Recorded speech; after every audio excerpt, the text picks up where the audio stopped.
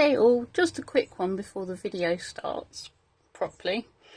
As you may have noticed, there has been a bit of a name change. This is what was Lockdown Art and Beyond. It's now Joe Loves the Art, which is me.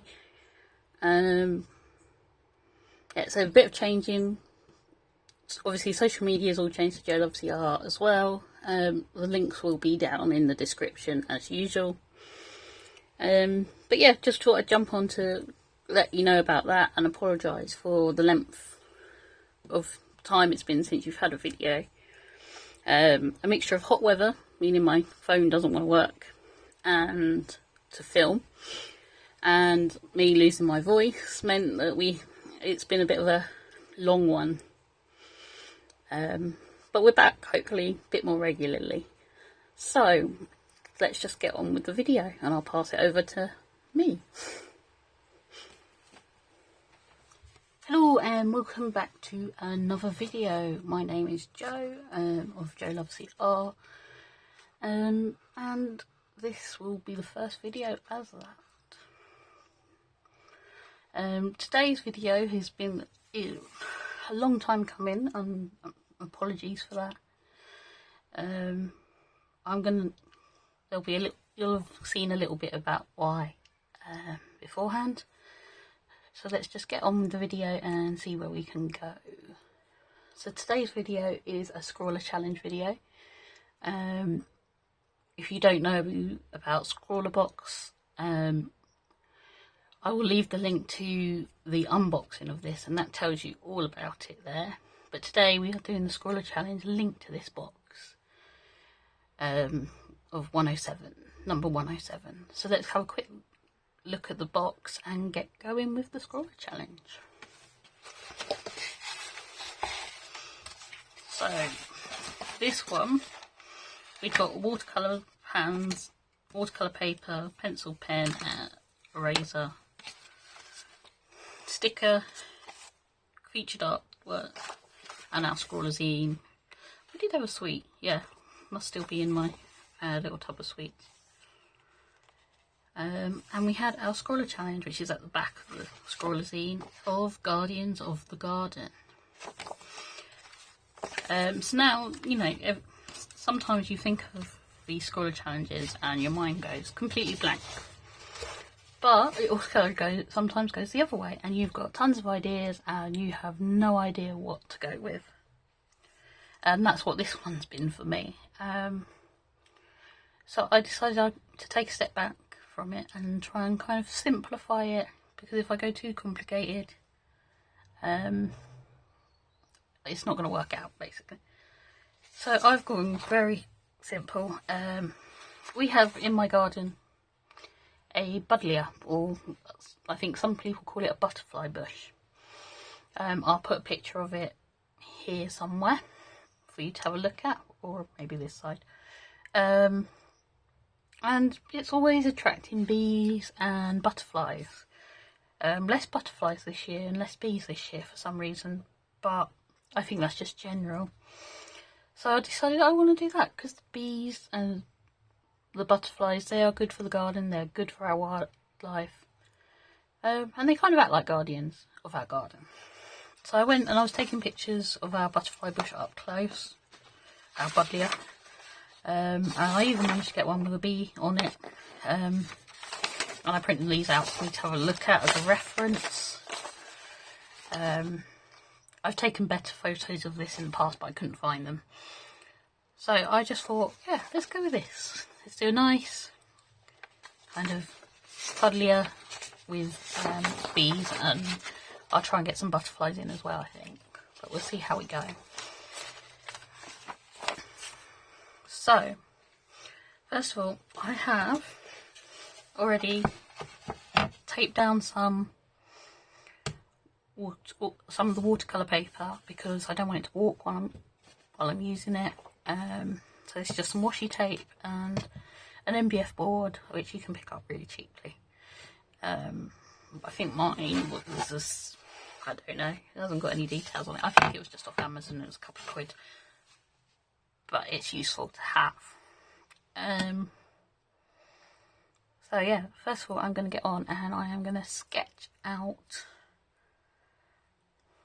what I want, the basics. I'm not going to put too much effort into it.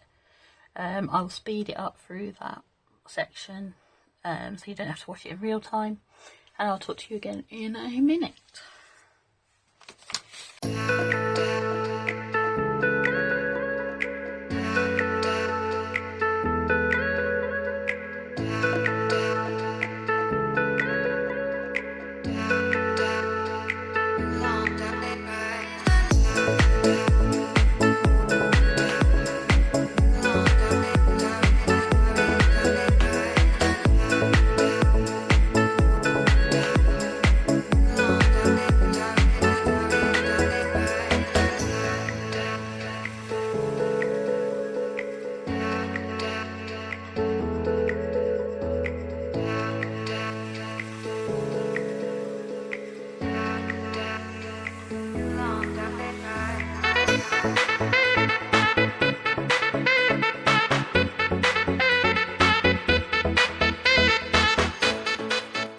Okay, so I'm leaving my sketch as it is because I don't want too many pencil marks, which is why I haven't gone into the buddleia in detail in the picture, because I'm going to do wash and then add the details afterwards, so hopefully I can cover up these pencil lines as things get more detailed. Also, I didn't want to put too many of the leaves in either, and the bees are just basic shapes because again I don't want the pencil marks to be kind of really obvious. So I'm just going to get some water and then we will start with the painting. Give me 2 ticks. Okay, so I've got myself some water and I've taken the palette out of the box just to remind ourselves. Oops, these have got stuck. They obviously weren't quite dry when I shut it up. This is the cotton watercolour set. So we swatched this all out last time. These are our colours. So there's going to be some mixing going on to get the pinky purpliness of it all. But yeah, so I'm going to start off with doing some washes. I'm going to use some green and I'm going to make up a pinky colour as to colour where the flowers are. I'm going to avoid where the bees are. I'm just going to do around them. Because they'll be more detailed later. I'm sticking with just the one brush that was with the thing, which I quite liked anyway. It's just a nice little brush. So I'm going to get on, do a wash, and then I'll talk to you in a second.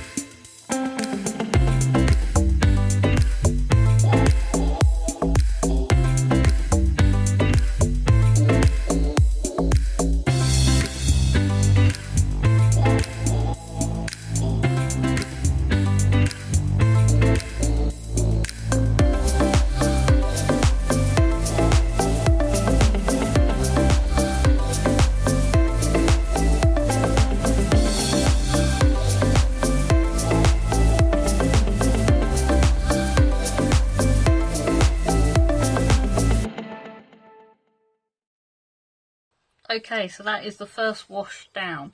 Trying to get the pinky purple was a bit harder than I thought it was going to be. I'm quite relatively happy with that. For the wash, I'm going to have to play around, I think. Find the right kind of pinky purpley colour that I want. Alright, time to let this dry fully before I move on to doing more of the details of the buddleia and the bees. Okay, so I have left that to dry, and it has been drying overnight as it got too warm in here to film yesterday. So we are back, and it's time to start adding in the details. Now, I was struggling to make the purple that I really wanted to. As you can see, this has dried out just from where it's been sat here. So I'm going to have to try kind of adapt it a little bit. Bit of artistic license, I think we'll say, to do the detailing on the buddleia. And that's where I'm going to start now. I won't make you sit. I'll fast forward it for you, and I'll speak to you again in a minute.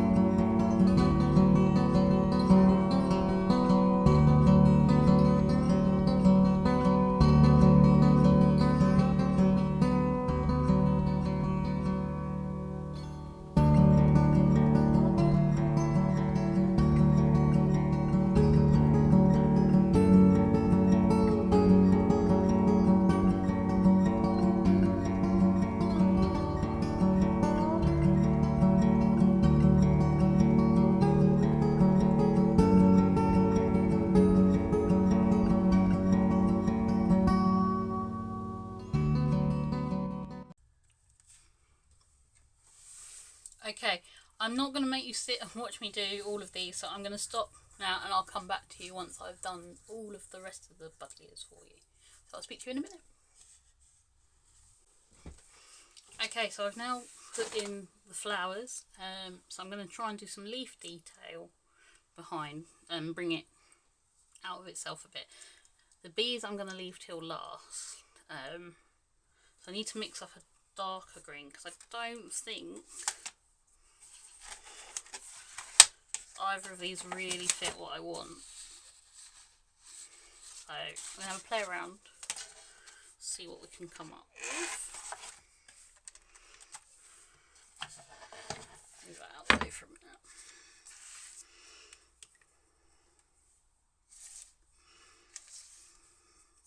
Just wet that up a bit.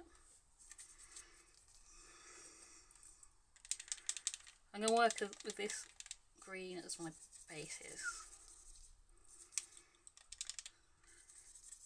I want it more kind of a bit darker, so let's see. Yeah, already that's more what I want.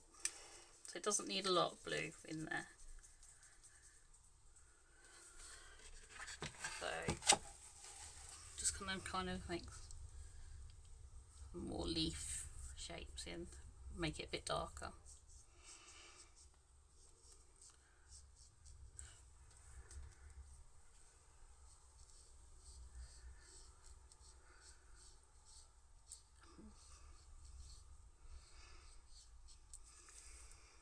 So I'm not going to make you sit and watch all of this. Again, I will come back once I've done that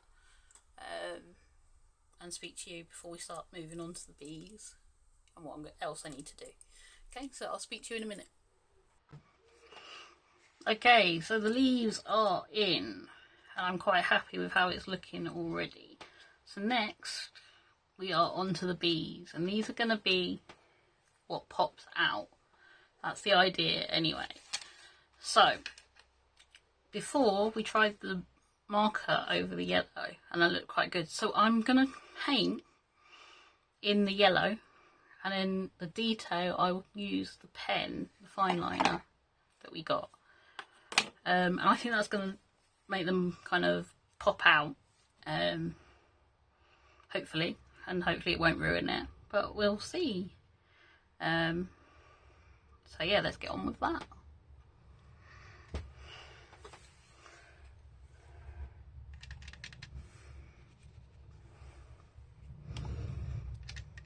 Obviously, if you run out of room in your palette and you don't want to get up and clean it, you can mix on paper.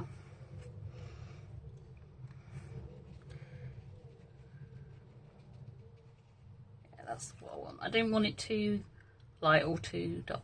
I want it somewhere in the middle. So it kind of...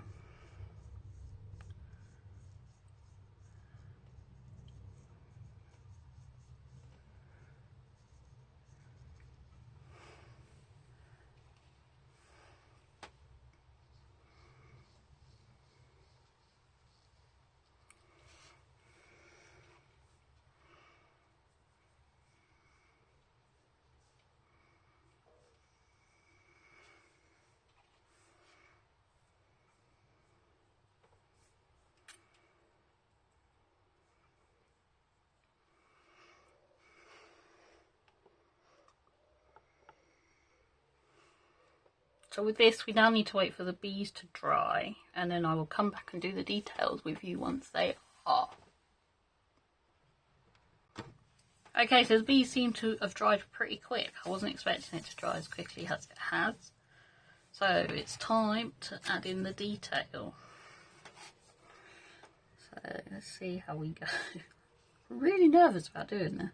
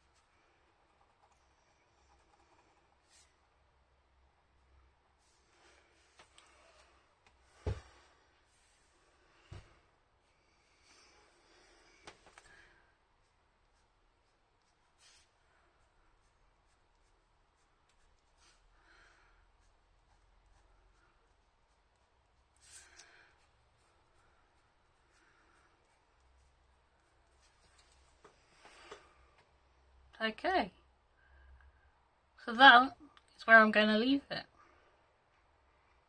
I will just sign it down there.